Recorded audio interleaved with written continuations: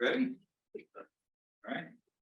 Welcome, everybody. I'd like to open and officially welcome everybody to the Wiseburn Unified School District Board meeting for October 13th. And we'll now come to order. Welcome. Thank you guys for coming. Thank you to our cabinet. Thank you to anybody at home that's watching with us. Turn this on. I did say good things, nice things, so now we'll just pretend I said them. Thank you all coming, and also to our volunteer boards, board members to be here tonight as well. We have two special presentations tonight on elementary school and communications. So we'll be learning some things about what's happening in the district, and happy to share that. So thank you guys all for coming. And may I have a motion to adopt the agenda, please? Thank you. I'll second. Thank you. All in favor? Aye. We're still standing because it's time for the pledge. Let's see, Dr. Ingo, would you be so kind? Place your right hand over your heart and let's begin. I pledge allegiance to the flag of the United States of America and to the republic for which it stands, one nation, under God, indivisible, with liberty and justice for all. Thank you again, everybody. We will move now to public comments.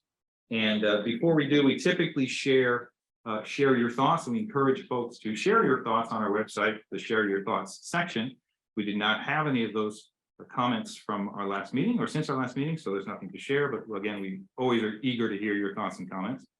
Also, we'll open it up to public comments and remind everybody that due to bylaws and regulations and such, we cannot respond to any of the comments, but we certainly hear you, and they do make it into our deliberations and our conversations moving forward. So do we have anybody who wishes to make a public comment tonight? Roberto, please step up. I'm going to take advantage of being here tonight. And as you're getting that started, thank you for the reminder.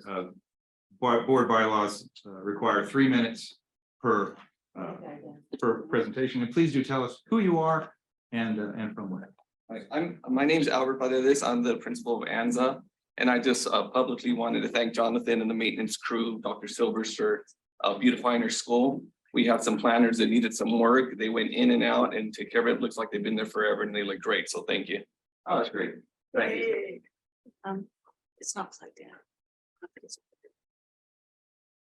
Can we maybe move that to Dr. Silver's microphone? We do want to have these comments on video record.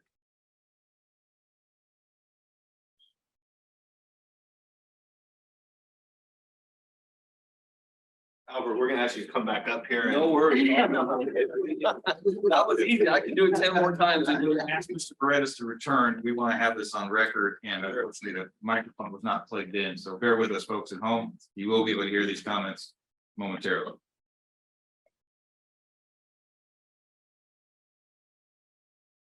Thank you, Juan.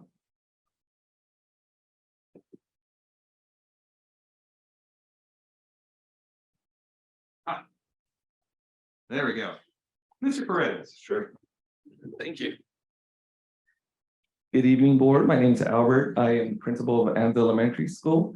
I wanted to take advantage of me being here tonight, and I wanted to publicly thank Jonathan Nala and the maintenance crew and Dr. Silvers for coming into our school. We had some planters and bushes and needed some love, and they went in, took the old ones out, brought some new ones in, trimmed them up, and they look like they've been there forever. So it's greatly appreciated. Thank you. Thank you. Jonathan, you're here somewhere. Well done. Thank you. Any other public comments this evening, please?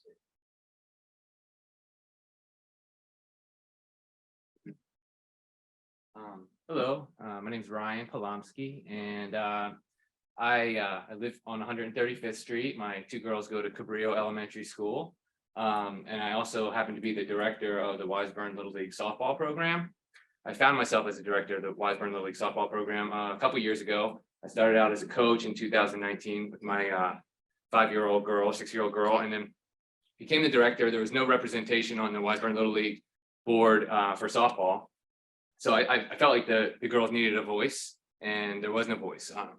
As I went through the program and started to learn more about the program, you know, I started to see that the softball program really was getting neglected and getting the short end of the stick in many ways underneath the Wiseburn Little League program. They were vastly outnumbered over 4 to 1 They were fighting for field space that should have been theirs, the softball field.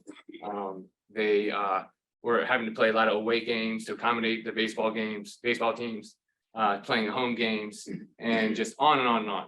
And I didn't think this was fair. So I have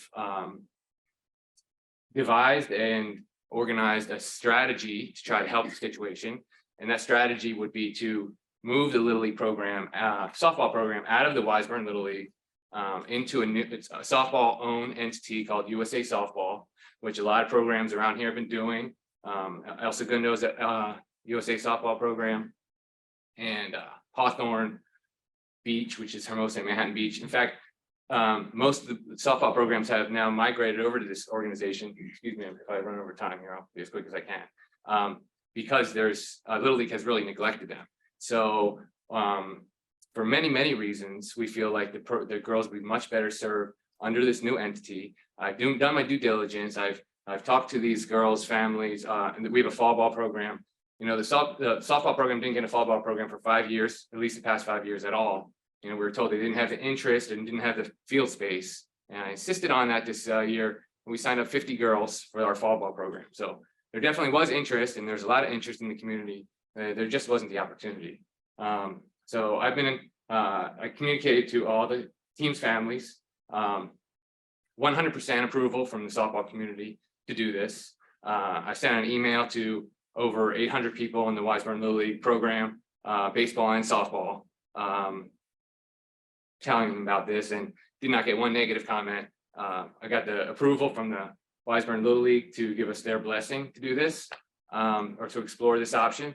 So, and I did a town hall meeting last Monday where we identified over 13 people that would be willing to be on the board of this new entity.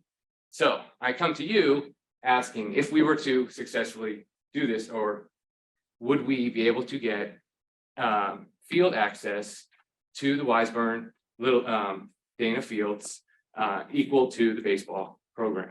Would we be able to get our own field use and facility agreement, so we can build this organization so it's sustainable, it's not teetering like it has been year after year, and really the security of this facilities and the field use is like the foundation for any youth program, sports program. Without that, you really can't operate because it's so inconsistent. So that's our main ask tonight, and my main proposal. So thank you very much. Thank you. The Brown Act preclude us from answering your question at this time, but we certainly do. Thank you. Thank you. Any other public comments? Oh, I didn't see you, Harley. Come on up. Then Eddie, you come right next. Nice to see you. Hi, it's nice to see you all. Hey, Harley. I'm Harley Hoff. Boy, have I been here so many times about softball. I came tonight, right? You guys all know. I came tonight to support Ryan. You all know that for many years, 12, I think, that we tried. We were successful at times, but then it would come back down as things changed. I think it's Westchester's now USA. West LA is gonna be USA, so they have nobody to play anymore. So I guess he, like you all know, if you don't have fields, you can't play. So I don't think he's asking for anything more than to just split it. So what they currently are doing, and let them work together, maybe with oversight, but this is amazing. And had this happened, we wouldn't have gone everywhere. We would have just been here. And we certainly have the girls. We've just been losing to the other USA softball programs. So I love what Ryan's doing, and I told him that we will support them any way we can. So thank you. That's all. Thanks, Harley. Thank you, Harley. Thank you.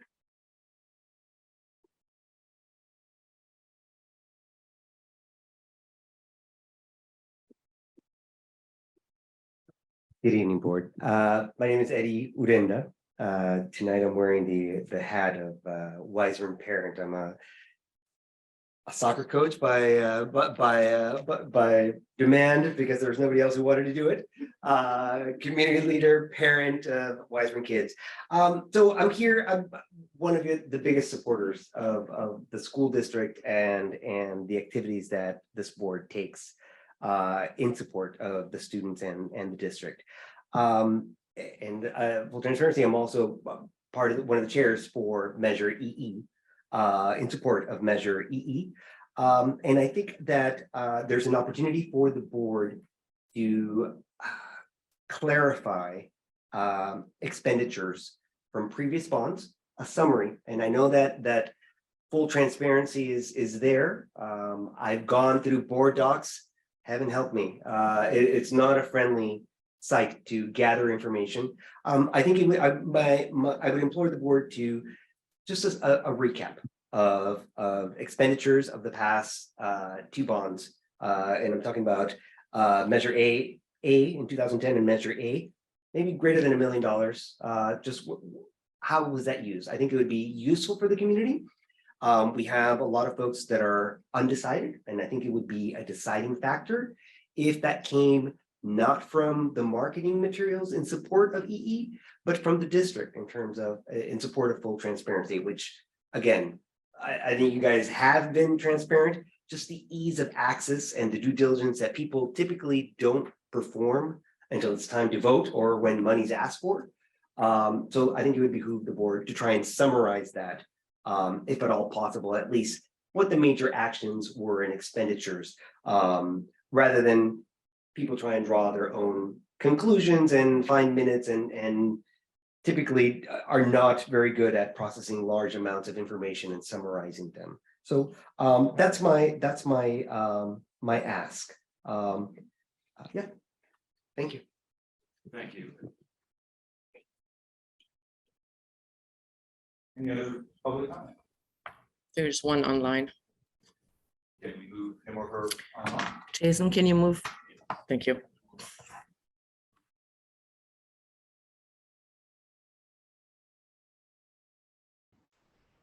Go ahead, Aaron. Okay, so Your name. my name is Aaron Goldman, and at my school, We're not hearing your audio, so why don't you hold off just 1 second? We do want to hear you. Can you do this now? Now we can hear you, Deborah. Okay. okay, so my name is Aaron Goldman, and I'm a third grader at 138th. I've been working on a protest for more recess, and I've gotten 46 signatures from students and 1 signature from a teacher. So I just want to name those people, if that's okay. I don't think you need to read their name, but ask them. You can submit that to us. Yeah, you don't have to. Why? They said they want me to submit. Okay. Oh, yeah, we can give you the paper. Thank you. That's it. All right, well, thank you very much. Always love when students take initiative. I think that concludes our public comments. All right, thank you very much. We'll move now to special presentation number 1, our elementary school presentation.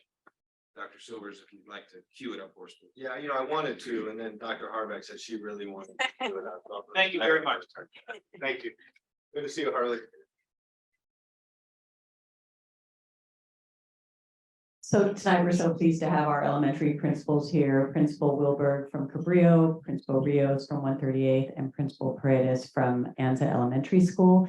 And, you know, each year, the principals typically come in at the end of the year to speak with the school board in retrospect. We look back at the great programs we've done, but this year, the principals worked so diligently with their staffs and administratively to plan for what's going on this year. And we've told you different ideas of what's going on, but we thought tonight the principals could come in and really give you their plans and how things will work on their campus. So I'd like to go ahead and have our principals come up.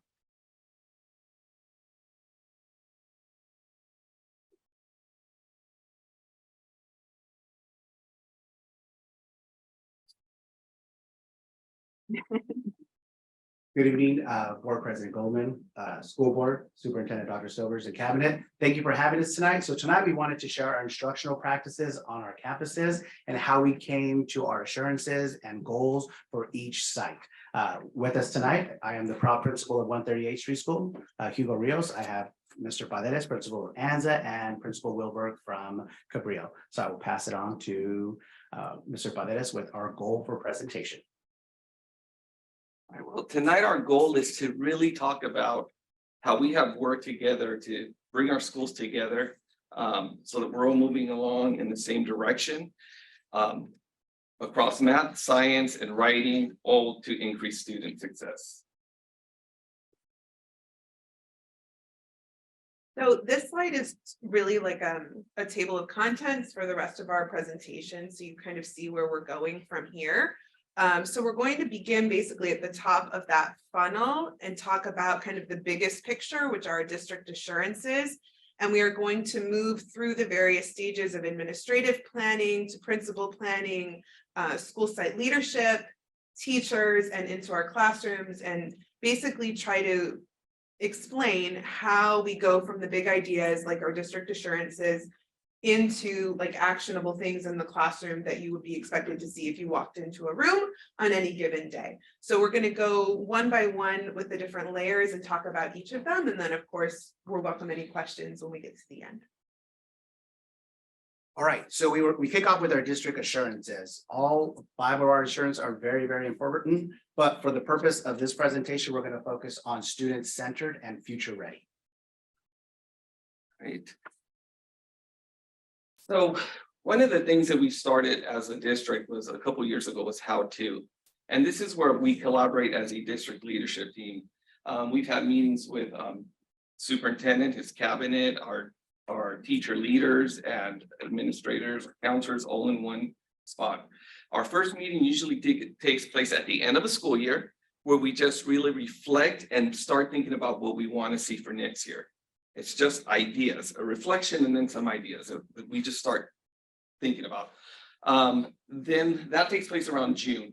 Sometime in August, we come back once after we had our breaks and our minds are fresh and ready to go. And we set goals and start planning out the year. So this is where we'll set goals for math, writing, our student wellness, and science this year. We then meet again mid-year, around late January, February. Dr. Silvers, yeah. We're going to meet in January, February, and we'll have a mid-year review. At this time, this is a point where we'll see where we're at, and we'll decide if we need to pivot a little bit or keep on the same path. Ultimately, it's to, like I said, just plan goals in the 4 focus areas and work together. It gives us, since we're all on the same goals, we're able to collaborate, work together, and shoot ideas with each other throughout the year, and you'll know more about how we do that. So when we leave the how-to that Principal Paredes was talking about, we leave with focus areas and then a list of practices and goals that we have for each of those. And then our challenge at the principal level in our principal's work group is to make sure that we are making progress on those how-to focus areas consistently throughout the year. So we meet as a principal's work group monthly, along with Dr. Harbeck, Dr. Ingram, Principal Clark from Dana is also there. And it's really our time to check in on our progress in those focus areas from how-to, which for this year were science, writing, math, along with student wellness and safety with Dr. Ingram there to collaborate as well. And the purpose of these meetings is to make sure that we are having consistency and alignment across the school sites of those things that we had agreed to at how-to. It's sort of to make sure that we are, you know, doing what we have committed to one another to do. And it gives us a chance to also just openly share any challenges, road bumps, as well as successes and things that we have been finding are working really well. And just to make sure as we go through the year that we are in sync with one another and playing off one another's strengths as well. And it gives us a chance to share new ideas that come up as we go through the year. All right, so from the principals work group, we bring it down to the site level, which is our guiding coalition. So our guiding coalitions are made up of classroom teachers, our special education teachers, our TOSAs, counselors, and of course, administration. We try to meet twice a month just to kind of reflect and see how the plan of implementation, our instructional plan is going, feedback from classroom teachers, but more importantly, to monitor student growth. How are our students taking the information we're sharing from the plan we develop at how to the principal work group, now to the leadership here on our site. So one of the big things is to build that leadership capacity with our classroom teachers and among all members of our staff as well. One of our goals is for our guiding coalition to monitor and facilitate our grade level meetings that are happening on Wednesdays. And again, that's driven by student work, data, and we're always being reflective about our practices as educators, which focus on our big three, which is writing, math, and science.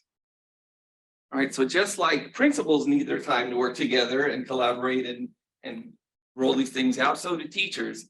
So we started teacher collaboration time, known as TCT. That's just a name for any collaboration time they have together. So if you hear TCT, regardless of when the collaboration happens, that's what we call it.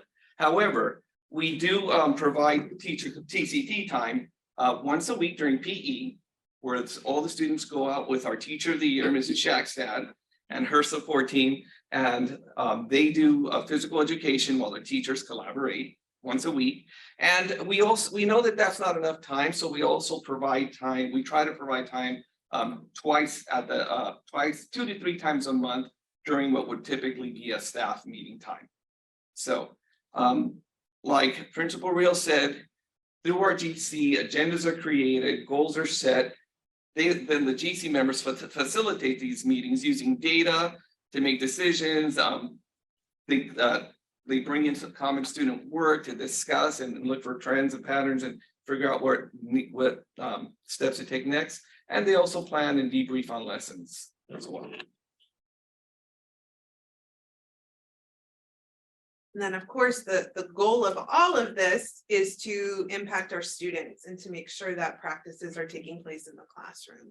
So after TCT time and their collaborative time, the idea is that teachers are going into their classrooms and they've had an opportunity to discuss common lessons, to build their common scope and sequence for the different subject areas. And we found that it's been very successful. And when we are having our weekly TCT times, that teachers are on the same pace with one another, that they are doing the same writing units, that they are using more often common assessments in math, that as they build through their new science curriculum this year, that they are doing that together. And we know that that instruction is better when teachers are working together and they're combining their best efforts and best thinking. And the things that we would expect to see in the classrooms as we walk through that we had planned for, and some of these things that emerged from how to, are common blocks of time for reading and math. So we've achieved that, and this is the first time that that's happened across school sites. Why that's important is it lets us know as administrators kind of what's going on campus and when, and it also allows us to best use our aid support. We knew coming out of Early Bird Late Bird that a concern was maintaining small group reading and maintaining the ability of instructors to work with small groups. If reading is happening at the same time, we can schedule our aid support and schedule other personnel on campus to be in the classrooms, which has been very important to us. We have win time happening at all of the grade levels across the school that we are jumping into, and we are constantly talking with teachers, and they're sharing best practices and how this works as we try this out, but it is off the ground and running, and there's a lot of exciting ideas happening with this. There's a lot of extra practice happening across content areas during this time. It is when our designated ELD is happening. It is when we are able to have intervention for reading, eventually for math, we're hoping, as we move farther into the school year. A lot of our support services are happening in that time, and all of the rest of the students who are with the teacher on various days of the week are able to do additional practice in reading, in math, in those core content areas, or enrichment during that time as well. And we look forward to talking to you more about that as it's really developing. It's very exciting for us. We also are able to observe these common teaching practices when we go into classrooms. There's the expectation that when we walk into a room during that common math time, that we are seeing CGI practices, that we are seeing things like counting collections, number talks, that we're really hearing students talking about math and working through problems together, that we're seeing differentiation of instruction. It lets us have common expectations of what we see during writing time. We've been working a lot on things like having explicit teaching points so that you're really focused on one critical component of writing and in a mini lesson format. And then we're seeing teachers conferring it with individuals or small groups. And this year for science, which is our brand new curriculum, of course, it's allowing us to make sure that teachers are really keeping the same scope and sequence and able to build lessons and labs together, which is exciting.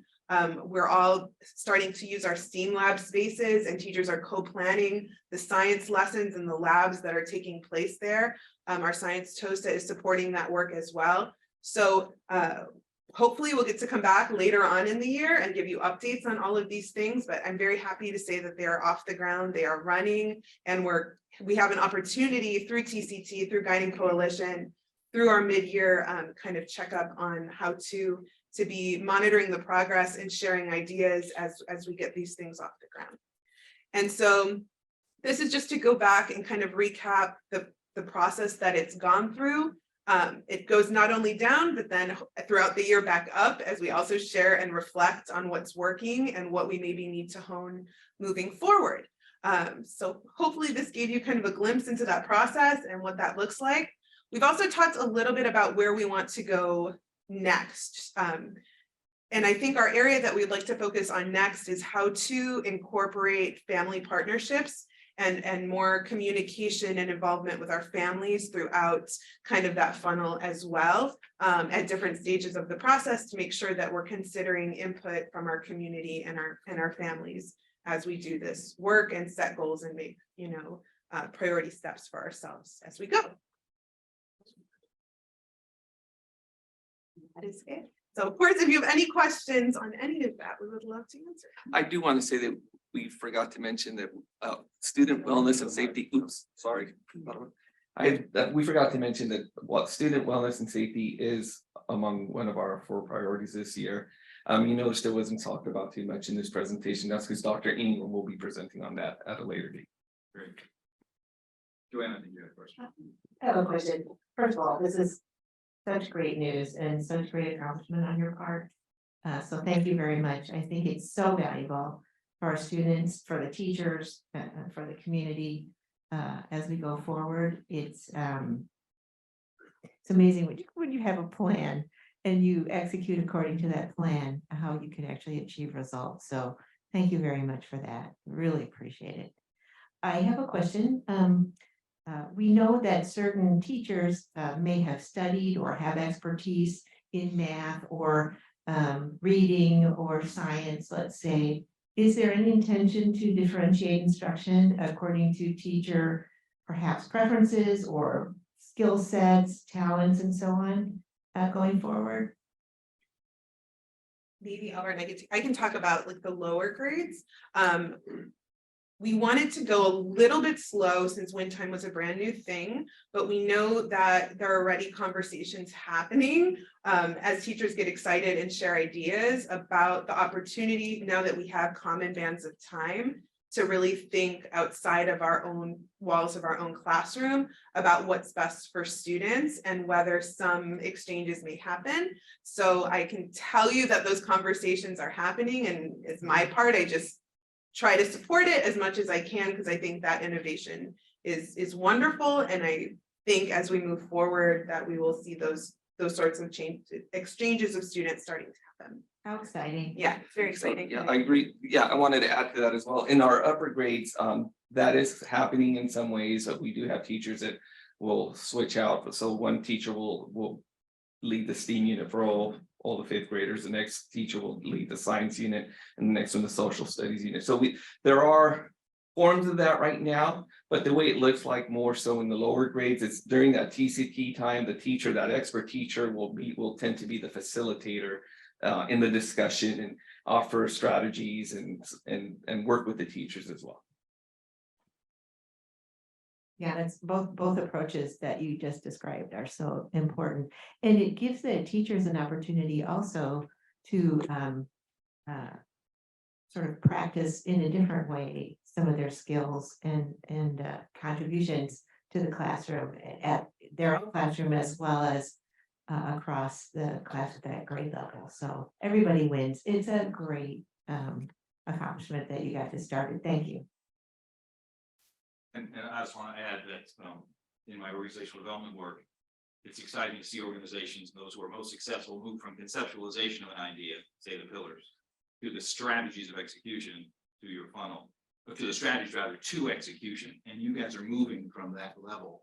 I do want to point out that I think there's actually student-centered and future-ready, absolutely. I think community collaboration is actually the one that's happening here to that pillar. And that's super exciting to see. To Joanne's point, the common blocks and the wing time do seem like they lend the opportunity for some tremendous collaboration, and very exciting to see. So congratulations to you all, and thank you. I'll just echo what my colleague said, that I'm just excited to see what's happening. I mean, I happen to have two students who are at two different schools that are represented here. So I've been seeing some of that come home and talked about. And so it's exciting to see what those times can be. And I know there was a lot of conversation in the spring about what would this look like, this school year. And so I'm excited to see this development and growth and to see where it goes. So thank you very much for all the work you've done and that you continue to do. And keep us abreast of how the teachers are doing with this, because they're the most important part of the delivery. Building on what Rebecca just said, anytime you institute change or you sort of press change on folks, it's scary. And so based on the fact that we have changed early bird late bird schedule, and now there's other changes into the curriculum and into the schedules. So a lot of new ideas and new ways of working to get used to, and that's whether it's good or bad, it's change, right? And so it's something that people have to accommodate and accept and believe that it's their idea as well. So it sounds like you've done all of that. So good job. Thank you. We'd like to thank the board and our superintendent for supporting us and always choosing to support through funding in other ways so that we can do this work. Thank you. Thank you. Let's move to our special presentation number 2, communications update goals. Dr. Silver, who's Erica for us. I think Eileen wanted to do this. No, I would be happy to introduce Erica. I think that, it's been a couple of years, huh, Erica? Yeah, Erica's been it has. sort of. Feels like more.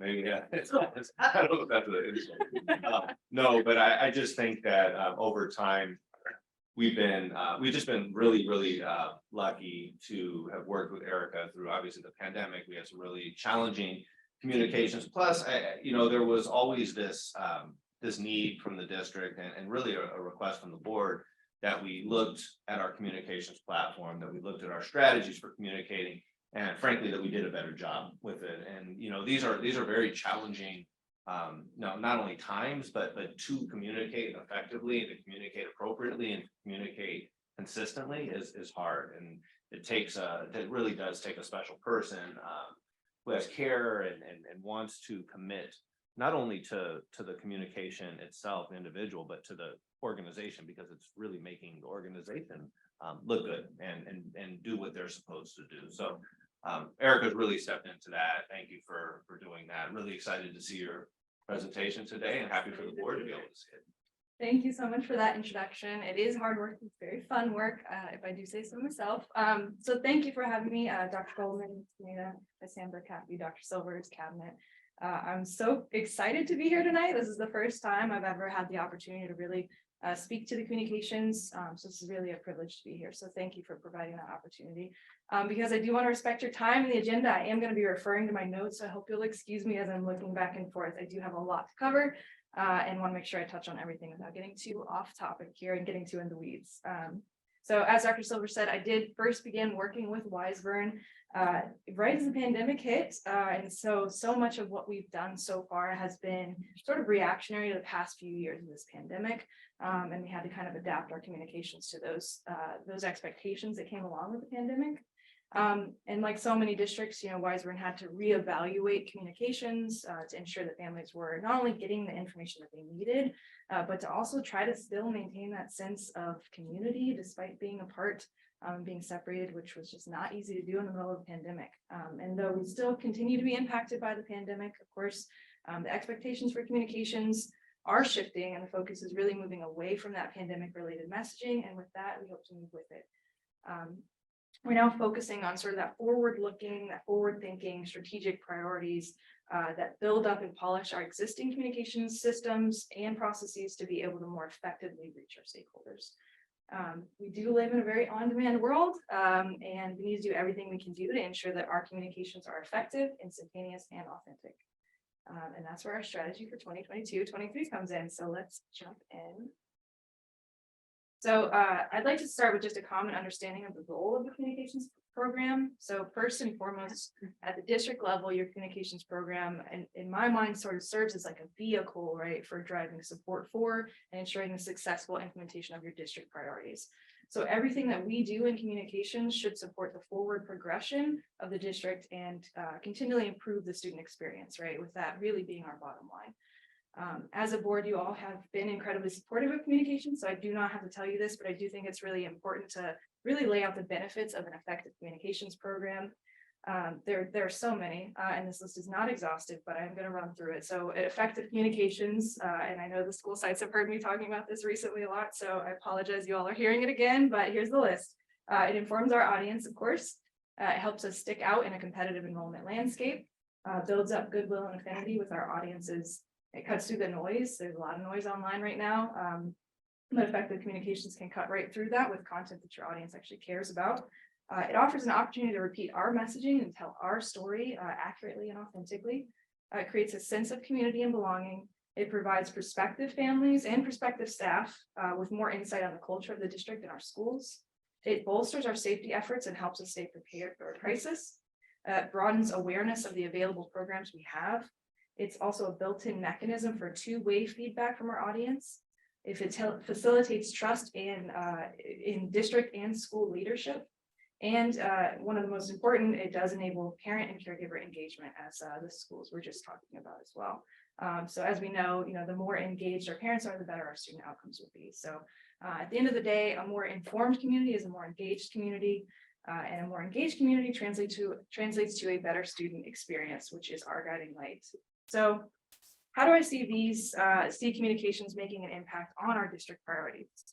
Put together a small chart here, but measuring our communications efforts can be a bit tricky to nail down just due to the fluidity of the field. It's really hard to quantify the feelings you give people or the understanding of your message.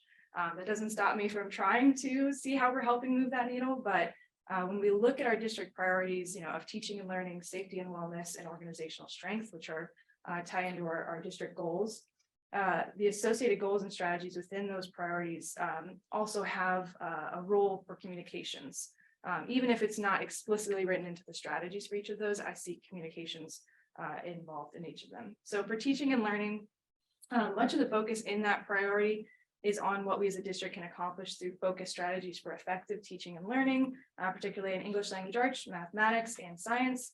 And in this, I do see a twofold role for communications. So the external piece, similar to what I just spoke about earlier, we do aspire to ensure our communications further enable family engagement, which research does demonstrate has a positive impact on student achievement. And the internal piece, I really see that being championing our successes with our internal audience and reminding our internal stakeholders of our mission and to maintain that focus.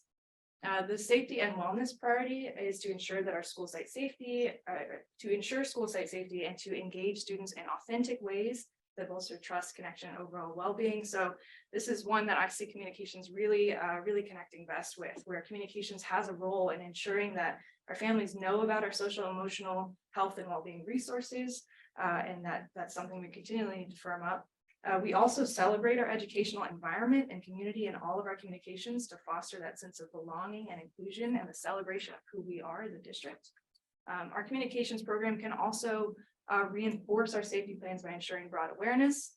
And of course, in a crisis situation, communications plays a very critical role.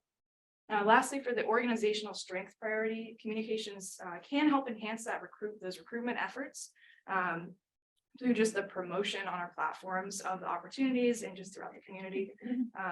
We do hope to kind of firm up Wiseman's image as externally as that wonderful place to work that we know it is. And we aim to foster a work culture which prioritizes collaboration and communication where issues are resolved effectively. And as one of the strategies related to monitoring enrollment and attendance rates and taking the appropriate action to reduce the impact of student loss, I do see communications as sort of driving prospective families to our district through that awareness and those marketing efforts. With all of that being said, that's kind of guiding the thought process here to what our focus is this year for our 4 key strategic priorities for communications. So this is gonna feel a little bit jargony. I'm gonna read them off, but I will share the real world terms with you after we get through these 4 priorities. So number 1, we do want to maintain and polish our existing internal and external communications platforms through improved coordination of two-way inclusive communications to reduce overlap, maximize collaboration, and lessen information overload. Number 2, we do want to reorganize our district websites. They should be reorganized, optimized, and maintained for the district's target audience and users, and that being our prospective families, current families, staff, and prospective staff, to increase the use of the websites as a source of reliable information in alignment with our social media strategy. And I think I just, yeah, there it is. Okay. Number 3, the district will finalize an up-to-date crisis communications plan for both internal and external audiences, complete with a measurement component. Number 4, district communications will support the look of communications and marketing assets to include templates for school sites, newsletters, social media, and presentations. So what do we mean by all of that? So here's some of the projects, just to give you the real world terms that I'm talking about that are associated with these goals. So number 1 being, we do want to continue to enhance our newsletters and to develop additional newsletters or additional ways of communicating to fill those existing communications vacuums. So for instance, we are launching a quarterly internal newsletter and a segmented newsletter led by Dr. Ingram called Feel to Learn, which will launch this month. It's a newsletter focused on family engagement to support the social emotional health and well-being and to promote a sense of belonging through our inclusion programming. I invite you to sign up. It should be coming out soon. Secondly, we're also working closely with the school sites to improve our coordination of the coverage of the great things that are happening around our school sites through more focused communications requests for story and content ideas. Third, we are looking at remapping our district website and eventually our school site website. So this is a particularly massive one and a critical undertaking.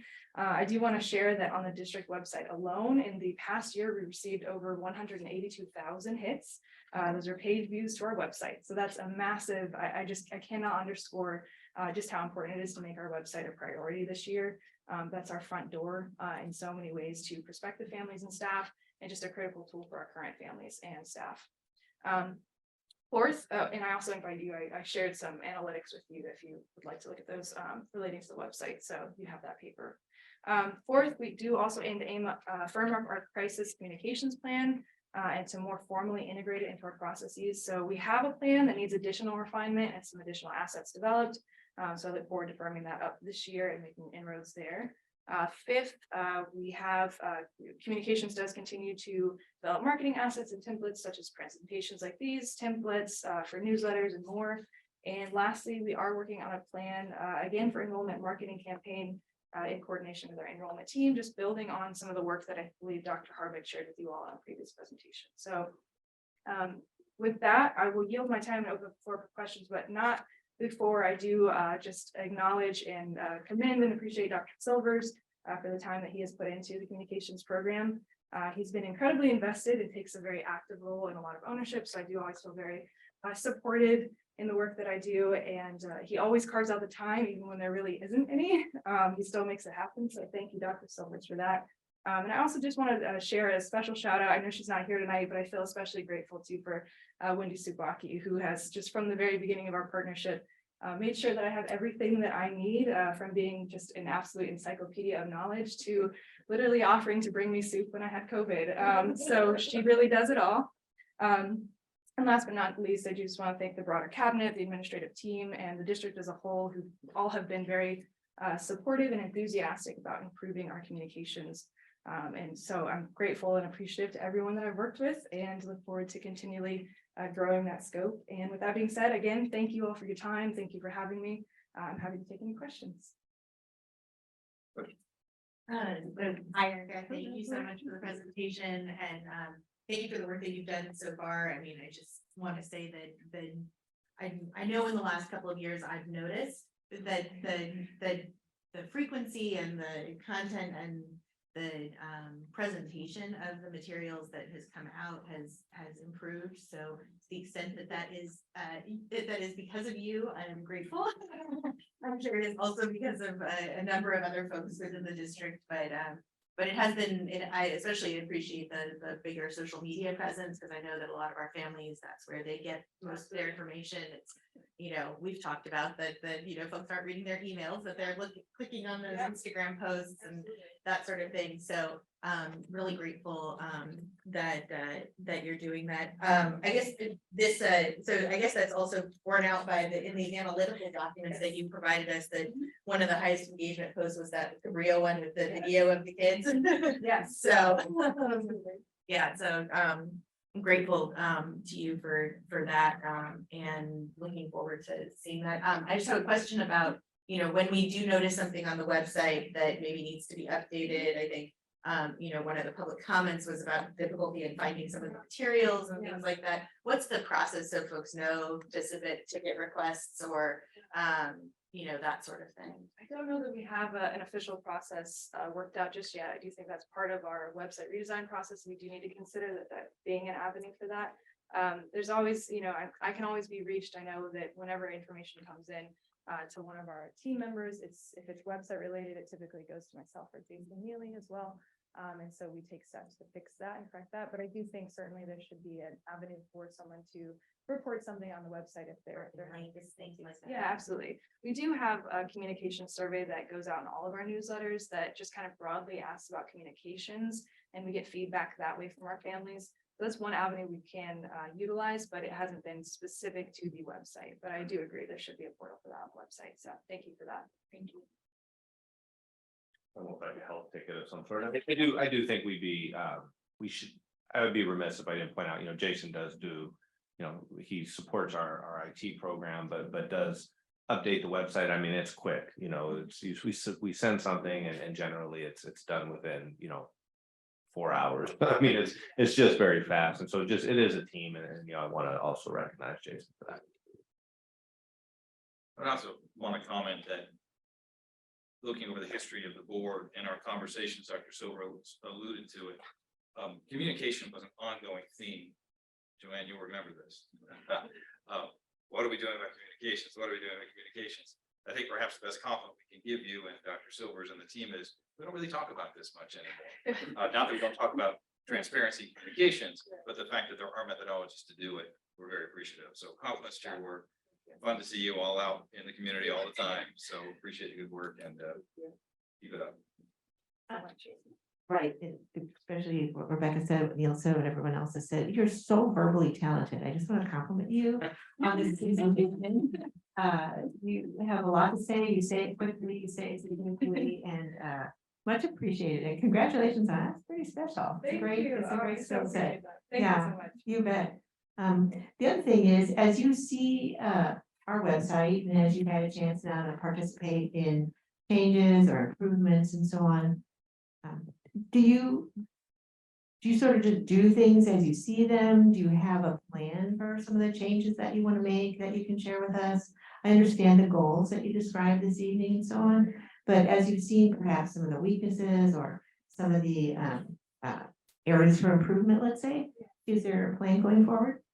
Let me just, I'm gonna defer to you too, Erica, but I just want to say, I don't know if she'll do justice to her plan. I mean, it is a framework and a multi-step plan every page. I do think it'd be good for us, Joe. I just didn't want her to understate the fact that it's a plan plus. So I just wanted to, so feel free to expand on So that. I do have it within the strategic plan, right? You heard the 4 overarching themes, but there are strategies associated with each of those priorities. So each priority kind of has its own plan of moving forward and a timeline associated with that that's written out in our strategic plan. And then at the end of the year, we kind of go back and see, everything I do is tracked in a project management software that I use so that I can see at the end of the year. I know, yes. I'm impressed. It's a lot of work, but it is very helpful for being able to see at the end of the year kind of what we've accomplished, what we couldn't get to, what we weren't able to do, but to see where else we shifted that time. So we do have all of that. I don't know if you want the strategic plan and that level of granularity, but we do have all of the strategies listed out. I think one thing too is, maybe you can touch on the actual construction of the new website. So it's not just pulling off a page and adding another one, Right. but it's a reconstruction. Yes, yes, so the website is, again, just a critical undertaking. The way that process happens is really you start with a remapping of the site. So right now, we know that there's an issue with just being able to find information, right? It's difficult to navigate. And so the goal is to step back and see, okay, what do we actually want in the website? What are the priorities? Where do we need people to focus their attention? Who are the audiences we're trying to reach? And then kind of customizing the site to those audiences. Largely prospective families are the audience for those websites. The websites are kind of a marketing tool, but you also need to make sure that you're optimizing it for your current staff, your prospective staff, and your current families. So we would do a process of remapping, which we've already engaged in that process. We've already gotten some feedback from within the cabinet team, and are soliciting feedback from our PTAs as well to kind of set up the pages that are going to be on the website. From there, we start to actually design out what those pages will have, and then develop the content. And then there's a process of actually uploading that to the website and pushing live. So within each of those, there's many steps involved, but I do have a process for website reorganization development. So to try to do that as streamlined and as efficiently as possible, with room for stakeholder feedback along the way. So I hope that answered your question. I don't know if that fully. It's a broad answer to my question, and I think the specifics would be in the plan itself. Yes, yeah, I'd be happy to share that plan if you'd like to read it. I would like to read It does get into the weeds, Yeah. but yeah, I invite you to read it. Absolutely. I'll share that with you. Thank you. Just for that, Dr. Silvers, and we'll. Yes, absolutely. Thanks a lot, Erica. Great job. Thanks. Thank you all so much. Appreciate your time. Thanks, sir. Thank you. See, something good came from COVID-19. Let's start with us until then. You gotta find the sunshine in the day. All right, so moving on to district updates, Wiseburn Da Vinci School Partnership. Our meetings are ongoing. We're all on committees that are in fact having these meetings. Our next is scheduled in governance for the 27th or 26th, I believe. I believe, Joanne, you want to maybe give a brief update on your work on your committee in the finance. Sure. Roger Van Wells and I meet with Brian Mead and Joe Weber from the Da Vinci Board pretty regularly. It seems like our meetings happen every 4 to 6 weeks. And the reason they happen perhaps not more frequently is that we're always, we have questions between us and come back to Blake, and for the Wiseburn district, and Brian and Joe go back to their staff at Da Vinci to answer questions and so on that come up in our meetings. We were talking about where we started was the funding exchange between Wiseburn and Da Vinci, how all that works, why the numbers are what they are. Looking forward to including Jason in all of that now that we're going to have an opportunity to do that. So in fact, I have from our last meeting, which was the 6th of October, we have some questions that we do want to bring forward to Blake and to Monique and to Jason for a review and further investigation, I guess is the word, into those numbers and why we do some of the things that we do, how we approach the funding. So it's very productive. We have had a chance to, in a small group, bring up questions that may be sensitive in a larger group, let's say, and have a chance to talk about them, understand the facts rather than getting into emotion, and then bringing the questions forward to get more facts. And I think that has really helped, that we're, as we go through our discussion, we're focusing on true information as opposed to hearsay or what he said, she said. So it's turning out to be very productive, and appreciate Joe and Brian Mead for their attendance, appreciate Roger. And then our staff as well for supporting these meetings. They've been very productive. Our next meeting is, can't remember the exact date, but it's mid-November before Thanksgiving. Thank you, Joanne.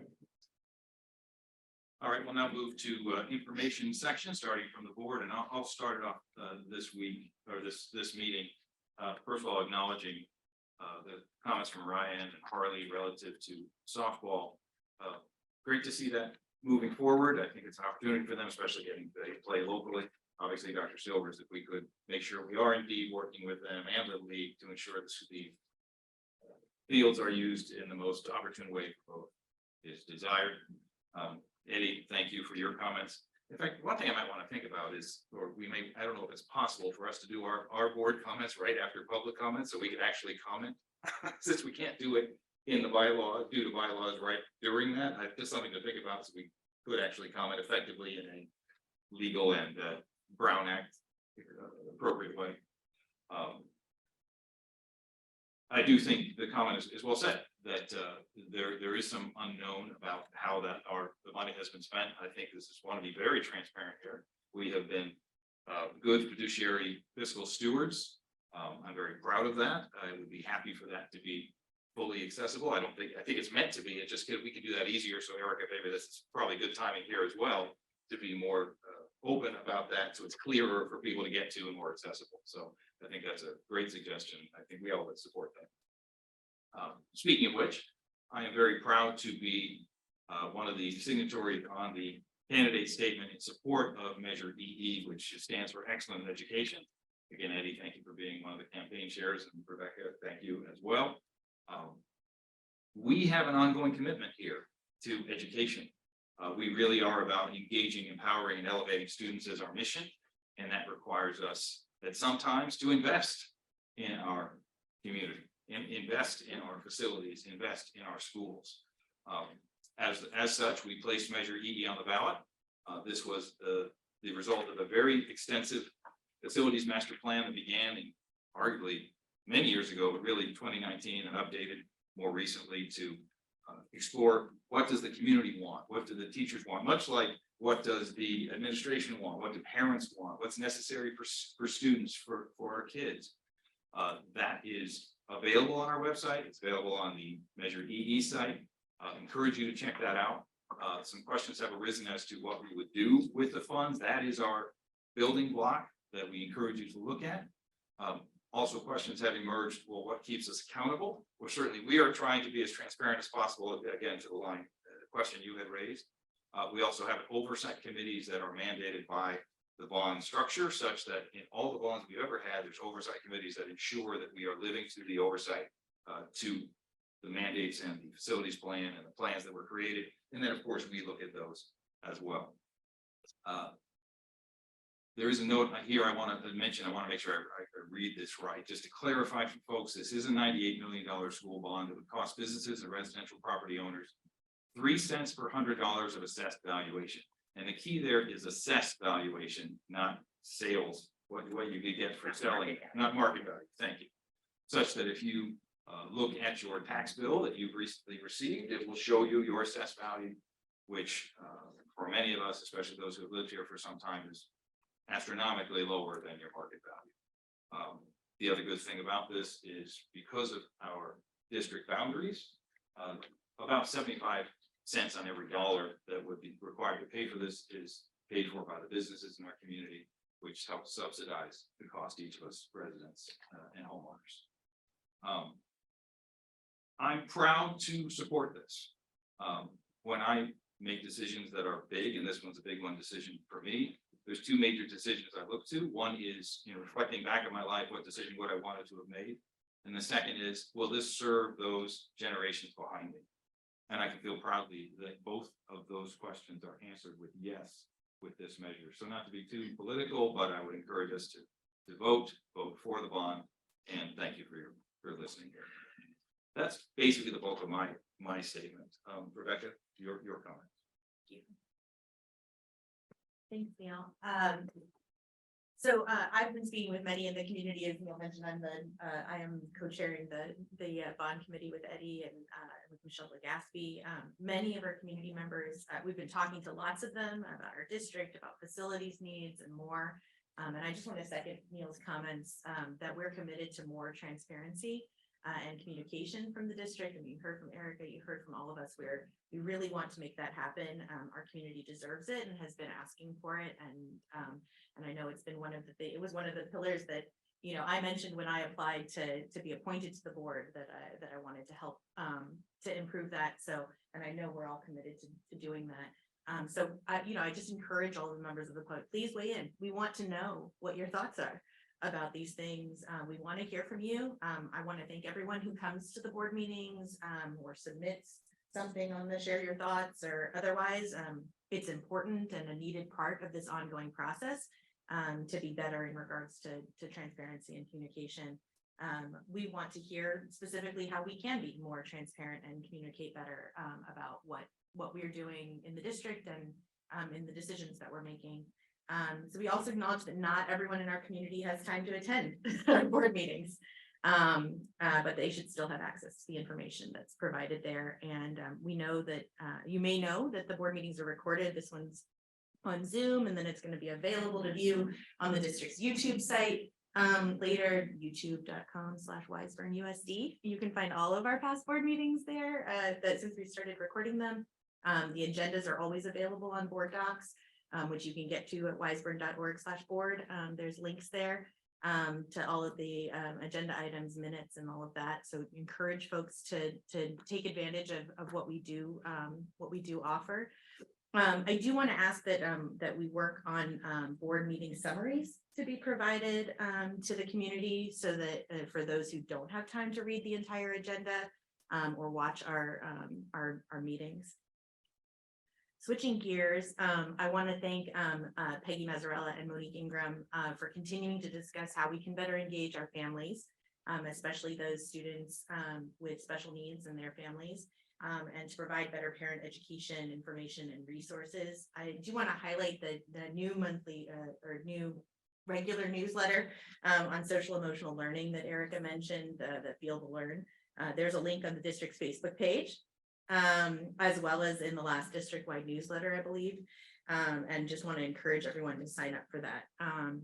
Speaking of SEL, I also was excited to hear that we now have friendship clubs at both Dana Middle School and Cabrillo Elementary School. For those who don't know, Friendship Club is a school-sanctioned inclusion program that promotes friendship and acceptance for students with special needs and their general education peers. So thank you to Alice Davis. I don't know why I'm so emotional about that. For working with the Friendship Foundation to bring the clubs to these schools. We're grateful that the programs are available to help students have a safe and fun place to socialize and to build genuine friendships and learn social skills. Okay. Get it together. Finally, I want to recognize that we are coming to the end of Hispanic Heritage Month, which runs from September 15th to October 15th. Each year we celebrate the histories, cultures, and contributions of Americans whose ancestors came from Spain, Mexico, the Caribbean, and Central and South America. As a proud Latina whose ancestors did indeed come from Spain and Mexico, I want to recognize the immense contributions Latinx people have made to California and to the United States. In addition, this past Monday was Indigenous Peoples Day. I also want to recognize the sovereignty, resilience, and immense contributions of Native Americans. For centuries, Indigenous peoples were forcibly removed from their ancestral lands.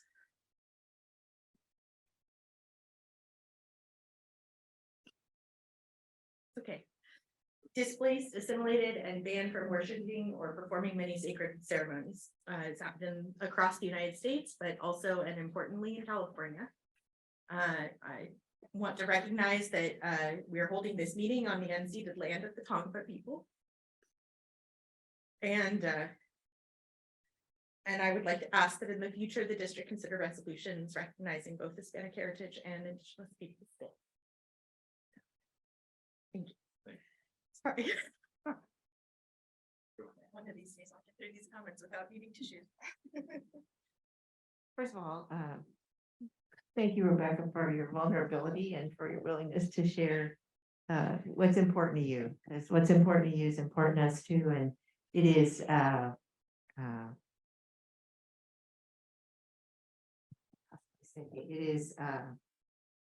wonderful to share.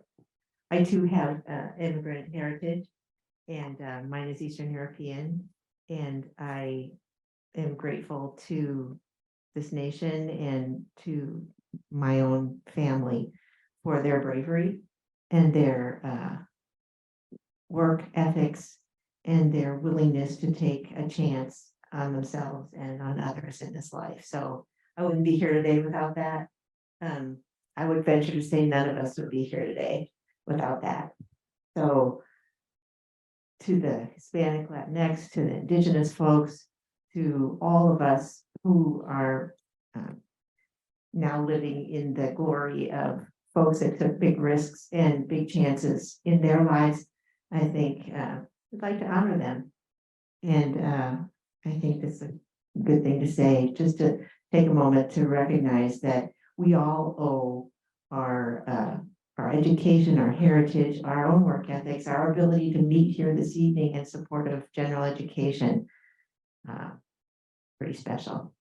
I learned a lot from Rebecca. One term that I learned that I now know and am so happy to know is the term neurodiverse.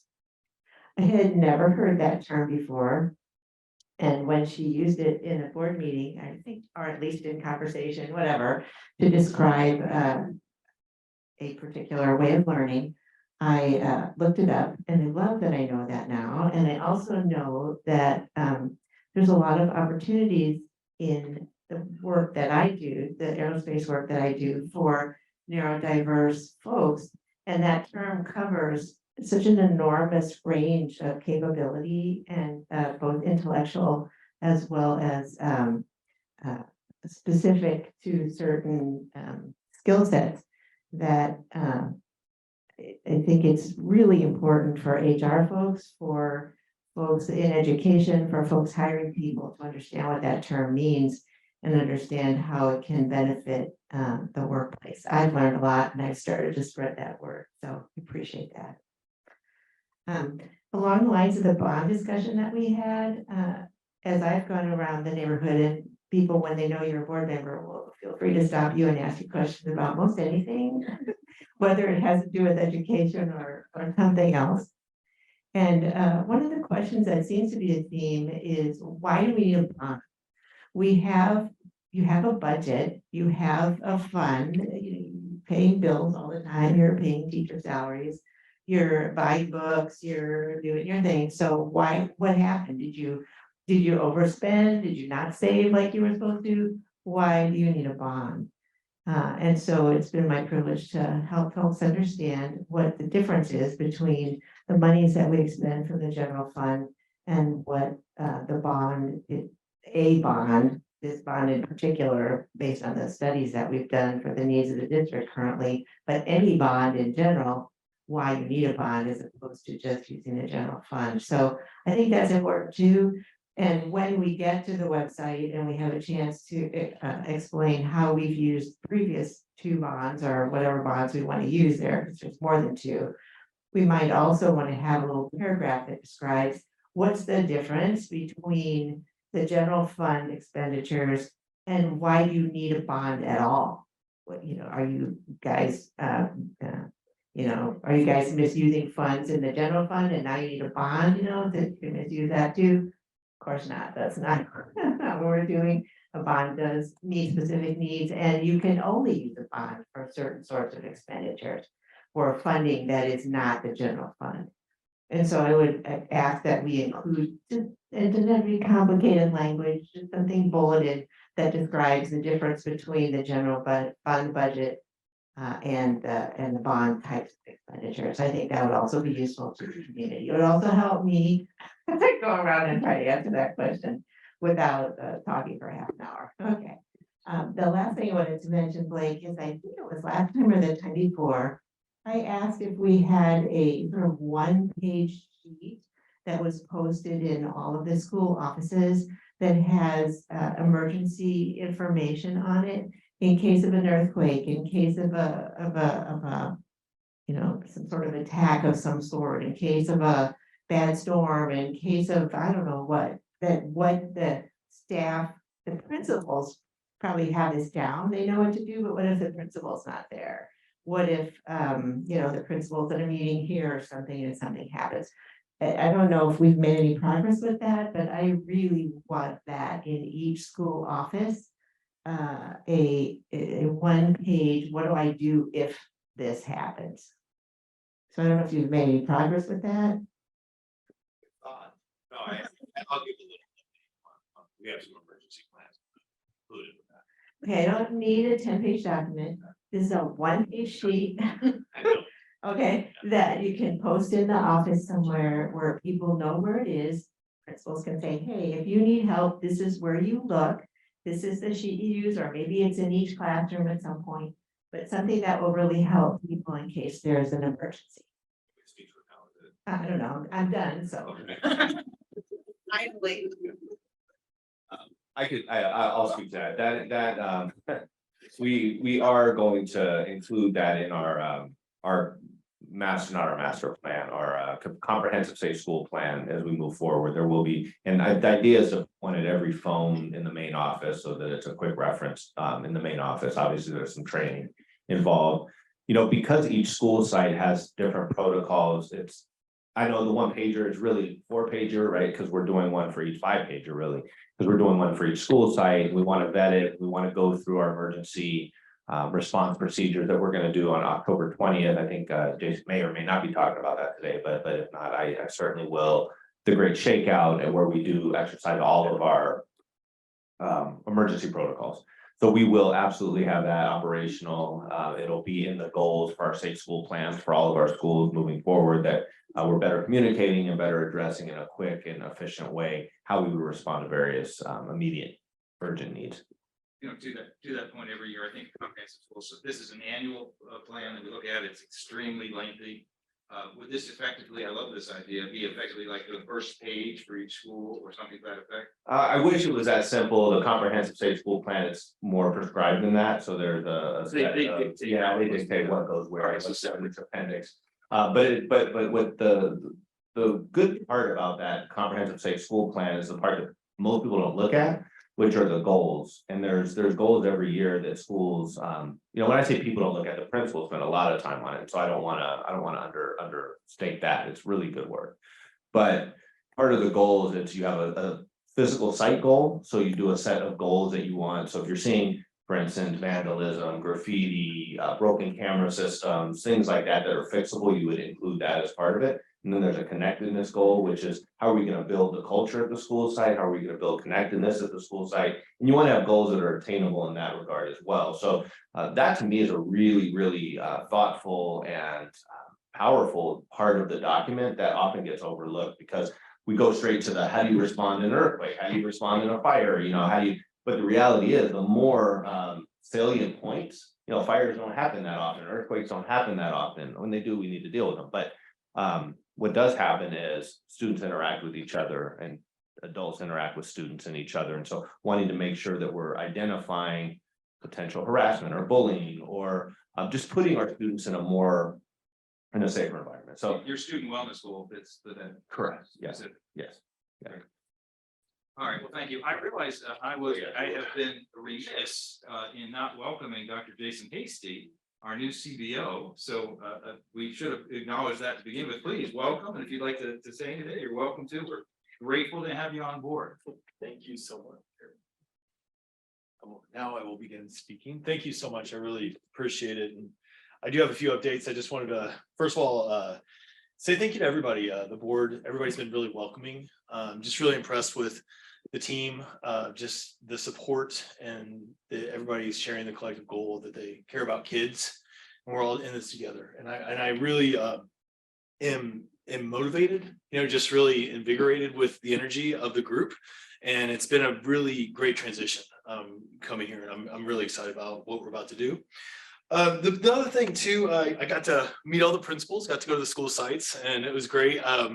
in my previous position, to get to school sites was a few days. You had to get across and today, this last week I went with Dr. Dougal last week and got to see all the schools, and we met all the principals. So it's just been really great to meet them. And then of course, this last week I was able to have our first really administrative council meeting, which was really eye-opening, just to learn about the inner workings and the operational pieces of the district. And I'm just learning as I go. The other big piece for me, again, looking at October 20th, the shakeout and what that means, really a time where the principals will take the day to go through all the drills, and we're just going to check in with facilities and maintenance operation, just making sure that they have the tools they need to make sure that that drill goes successfully. The other one too is just, as you know, the first interim is going to be coming up. So we're reviewing balance sheets, revenues, expenditures, resources, and many of the other components that are going to go into that report. And of course, we'll be bringing that up for a further update to the board. The next thing I would definitely like to do, I want to introduce Mr. Jonathan Nava, who is our Director of Facilities and Maintenance and Operations, who, again, I've had the pleasure of getting to know, as this is day 9, so for me at Weisberg. But Mr. Nava is going to share some of the updates with the facilities and just upcoming things. So we kind of want to just make sure you're informed about the work. I was here for that first presentation he did, and I was really excited about it. So I'm like, let's keep that going so we can really track the work. And then as these things do come across for you guys, you will have, some understanding of that and what's to come. Mr. Nava?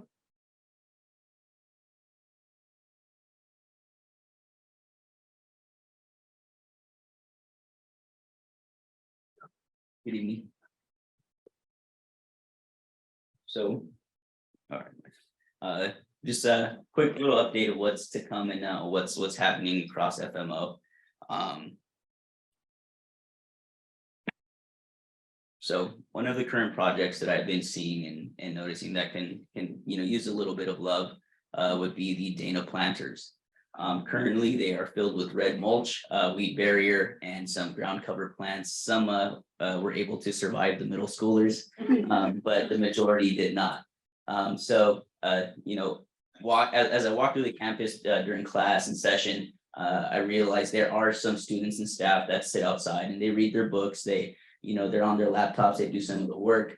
So what better way to utilize this space other than just adding some turf, creating a more conducive space or conducive for learning, and just provide the sites with a more uniform look as well. So of course, the goal would be to provide a conducive learning environment for our staff and students, minimize maintenance, provide a manicured appearance throughout our sites. One of the main goals at Dana is just to provide more space for our students that are scattering through the campus to use. You see them at lunch sitting around the planners, and like I said earlier, they're learning in that outside space. So if we're able to provide them with a space that looks like this rather than our planners like this, and quite frankly, to maintain the mulch annually would be about $15,000. That's just to redo it, and the wear and tear happens with the weed barrier. It's not a permanent situation, so you have to go ahead and remove that, remove the mulch, and add new mulch so that the weed doesn't grow on top of that. Can I just to clarify, so I just from my work in facilities before, there's 18 planners, I believe. 19 planners. And so you're recommending that we would remove all the plants and then make the planners look like the preschool, which was that other picture, except obviously not that big. So the trees stay, let's just clarify, the trees stay, but all the ancillary plants would be gone and replaced by dirt.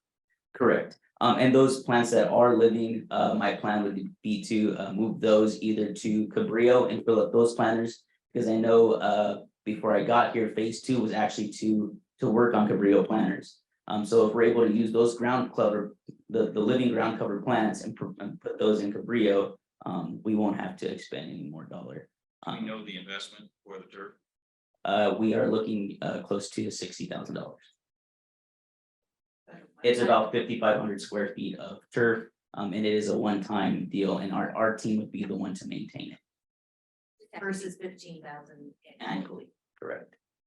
And water. Yes. Go ahead.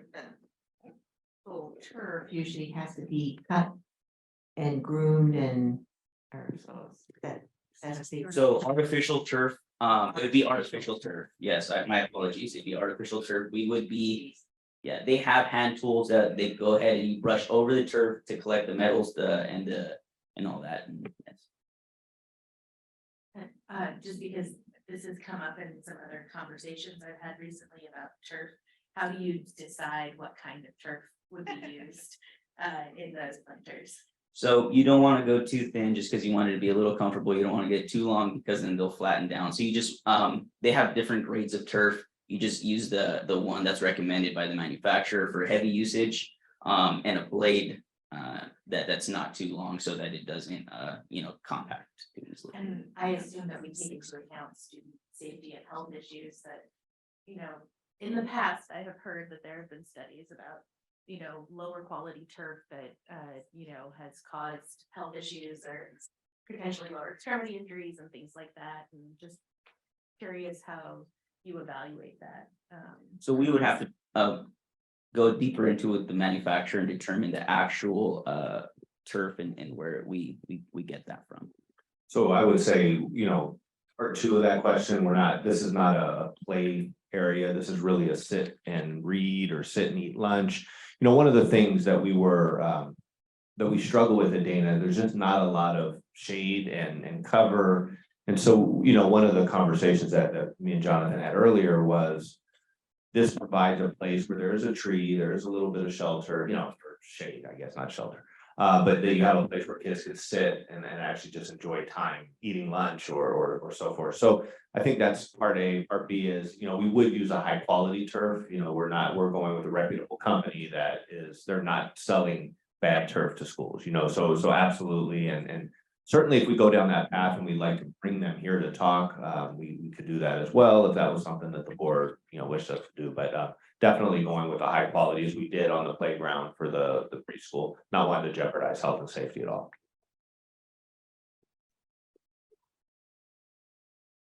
And some items that I would like to touch upon, and hope that we're able to break into those in this upcoming winter break.